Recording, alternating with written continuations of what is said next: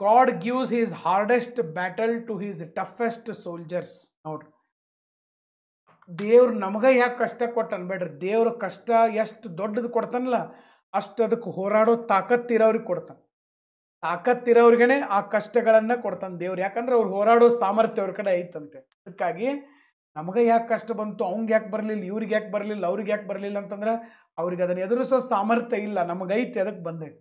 ಮತ್ತು ಮನುಷ್ಯ ಮುಂದೆ ಹೋಗತ್ತಾನಂದ್ರೆ ಸಾಮರ್ಥ್ಯ ಡೆವಲಪ್, ಒಬ್ಬ ಮನುಷ್ಯ ಮುಂದೆ ಹೊಂಟಾನಂದ್ರೆ ಕಷ್ಟಗಳು ಬರಬೇಕು, ಕಷ್ಟಗಳನ್ನು ಎದುರಿಸ್ಬೇಕು, ಮೆಟ್ಟಿ ನಿಲ್ಬೇಕು, ಅವಾಗನ ಸಾಮರ್ಥ್ಯ ಅಭಿವೃದ್ಧಿ ಆಗ್ತದೆ. ಕಷ್ಟಗಳ ಬರಲಿಲ್ಲ ಅಂದ್ರೆ ಸಾಮರ್ಥ್ಯನ ಅಭಿವೃದ್ಧಿ ಆಗೋದಿಲ್ಲ. ಓಕೆ, 2 ಗಿಡ ಹಚ್ಚಿದ್ರಂತ, 2 ಗಿಡ. ಓಕೆ, ಒಂದು ಗಿಡಕ್ಕೆ ದಿನ್ನಲು ಮಸ್ತ್ ಗೊಬ್ಬರ ಗಿಬ್ಬರ ನೀರು ಹಾಕಿ ಬೆಳೆಸಿದ್ರಂತ.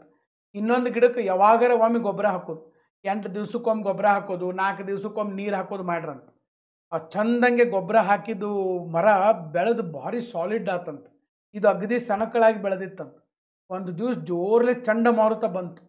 ಚಂಡಮಾರುತ ಬಂದಾಗ ಎಲ್ಲರೂ ಈ ಸಣ್ಣ ಗಿಡ ಬಿದ್ದು ಬಿಡ್ತೈತೆ ಅಂತ ತಿಳ್ಕೊಂಡಿದ್ರಂತ. ಸಣ್ಣ ಗಿಡ ಬೀಳಲಿಲ್ಲ ಅಂತ, ದೊಡ್ಡ ಗಿಡ ದಿನ ನೀರು ದಿನ ಗೊಬ್ಬರ ಮಸ್ತ್ ಹಾಕಿ ಬೆಳೆಸಿದ್ರಲ್ಲ, ಅದು ಎಲ್ಲ ಏನಾಗಿಬಿಡ್ತು ಅಂತಂದ್ರೆ ಹಾರ್ಕೊಂಡು ಹೋಗ್ಬಿಡ್ತಂತ, ಬೇರೆ ಸಮೇತ ಕಿತ್ತಂತ. ಬಟ್ ಇದು ಸಣ್ಣ ಗಿಡ ಸರ್ ಬೇರೆ ಸಮೇತ ಕೇಳಲಿಲ್ಲ ಅಂತ, ಬಾಗಲಿಲ್ಲ ಅಂತ. ಯಾಕಂದ್ರೆ ಒಂದು ದಿವ್ಸ ನೀರು ಸಿಕ್ಕರೆ ಸಿಕ್ತು, ಸಿಗದಿರಲಿಲ್ಲ. ಬ್ಯಾಟಲ್ ದಿನಲ್ಲೂ ಹೋರಾಡ್ಬೇಕದು. ನೀರು ಸಿಗಲಿಲ್ಲ ಅಂದ್ರೂ ಕೂಡ ನೀರು ಸಿಗಬೇಕಪ್ಪ ಅಂಥೇಳಿ ಬೇರುಗಳ ಆಳಕ್ಕೆ ಹೋಗಿ ಹೋಗಿ ನೀರು ತರ್ತಿದ್ವು ಅಂತ. ಹಿಂಗಾಗಿ ಬೇರುಗಳು ಭಾಳ ಆಳಕ್ಕೆ ಹೋಗಿ ಗಟ್ಟಿ ಆಗಿಬಿಟ್ಟಿತ್ತು ಗಿಡ. ಚಂಡಮಾರುತ ಬಂದರೂ ಅಗಳಾಡಲಿಲ್ಲ ಅಂತ. ಅದಕ್ಕೆ ಯಾರು ದಿನ ಕಷ್ಟಗಳನ್ನು ಎದುರಿಸ್ತಾರ ಅವ್ರಿಗೆ ಸಾಮರ್ಥ್ಯ ಹೆಚ್ಚಾಗ್ತದೆ. ಕಷ್ಟನ ನೋಡ್ರಂಗಿಲ್ಲಲ್ಲ, ಅವ್ರಿಗೆ ಸಾಮರ್ಥ್ಯ ಹೆಚ್ಚಾಗೋದನ್ನ ಇಲ್ಲ.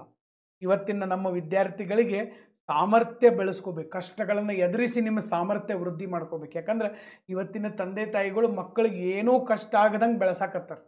ಹಿಂಗಾಗಿ ಏನಾಗೈತಪ್ಪ, ಸಾಮರ್ಥ್ಯ ಬೆಳೆದಿಲ್ಲ ಅವ್ರ ಕಡೆ. ಆ ಸಾಮರ್ಥ್ಯ ಬೆಳಿಬೇಕಂದ್ರೆ ಕಷ್ಟಗಳನ್ನು ನಾವು ಎದುರಿಸ್ಬೇಕು. ಯಾರು ಬಡತನ ನೋಡಿರ್ತಾರ, ಯಾರು ಹಸಿವು ನೋಡಿರ್ತಾರ, ಅಲ್ಲಿ ಮಾತ್ರ ಸಾಮರ್ಥ್ಯ ವೃದ್ಧಿ ಆಗ್ತದೆ. ಓಕೆ, ನನ್ನ ಪಾಯಿಂಟ್ ಅರ್ಥ ಆಗಿದೆ ಅಂತ ನಾನು ಭಾವಿಸ್ತೇನೆ.